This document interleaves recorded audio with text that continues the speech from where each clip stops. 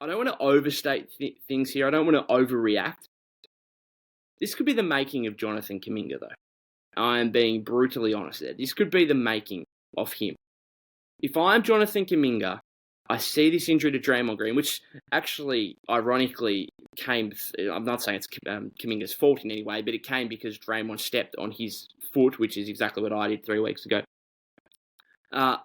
If I am Jonathan Kuminga, I am looking at this and thinking there is a starting spot here for me to take hold of if I am good enough and I can prove to Steve Kerr and I can prove to the rest of the coaching staff in preseason and in training camp that I am the player that is about to explode and make this team a completely different beast.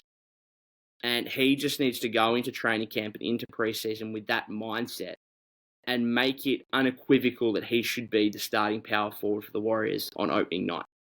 He's clearly talented enough. Steve Kerr said last week or earlier this week, that he has had a great offseason, that he's ready to go. And the leap here that we want to see between Jonathan Kuminga year 2 and year 3 can really start right now in training camp, in preseason. And if he takes the opportunity, he could be the starting power forward for the Warriors on opening night. Aside from that, just, a team dynamic perspective, I do think that it would be nice to have JK starting, just to then have CP and then Dario Saric also just stabilising the second unit. Yes, those guys will be in the second unit regardless, but, we've seen Chris Paul was probably the most likely to start. But then I've also seen, Dario Saric as a name thrown out there who could start at the 4 in place of Draymond Green. And that also makes a lot of sense. Now, he provides the same kind of offensive playmaking and passing that Draymond does in terms of, his ability to find backdoor cutters and stuff like that. You would obviously be giving up something defensively. Now, Dario's 6'10", so you're not giving up any size. In fact, you're actually getting bigger. But obviously, defensively, the versatility that Dre provides, Dario is not going to be able to, make up for that in any way, that is for sure. However, the shooting and the passing, the kind of offensive versatility that he brings alongside, a Steph, a Clay, a Wiggs, and a Loon, seriously intriguing, super intriguing. And I can see why people would be pushing for that. And he's another one that, strong preseason, strong training camp. Maybe he can put his name up there as, a potential replacement for Draymond Green on opening night and in the first couple of weeks.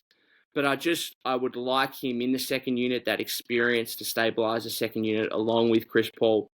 And I just think, JK could be the X factor here. And if I'm him, this just could be the making of him. Because what if Jonathan Kuminga comes out and shows in the first 5-6 games of the season that he is a starting caliber player in this league? And I've said for the last few months, it's been a big point of mine over the offseason, a big emphasis, that if the Warriors and Jonathan Kuminga want him to be the player that he can be in this league, and they want him to do that at the Warriors, then at some point he is going to have to be injected into the starting lineup. Now, I'm not saying that's right now, although I think with Dre's injury that should happen, but at some point it will. And what if we get to a point where he does start, he performs incredibly well, and he shows himself to be a starting caliber player in this league? I can tell you one thing's for certain, if that was to happen. They will be pushing Dre back, the timeline on his injury back, as far as they possibly could before, there's completely zero risk, right? They would be doing that. When he comes back, Dre that is, I think he would be coming off the bench for multiple games in that scenario.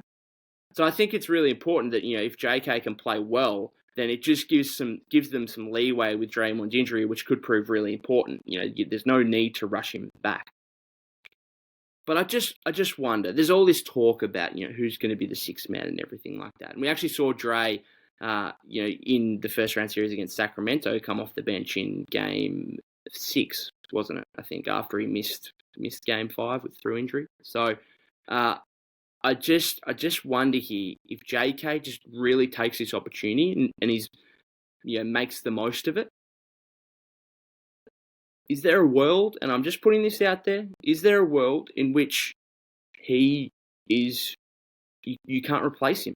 Like, you can't bring Dre back in the starting lineup. I know that's a hugely hot take, really, and I'm not one for hot takes, but I've always thought that at some point, if they want JK to be the player that he can become in this league, the two-way force that he can become, he's talented enough, that at some point he would have to usurp Draymond Green in the starting lineup. And I didn't think that it was going to happen maybe for another 12 months, maybe at this point next season as he goes into his fourth year, maybe that was a possibility.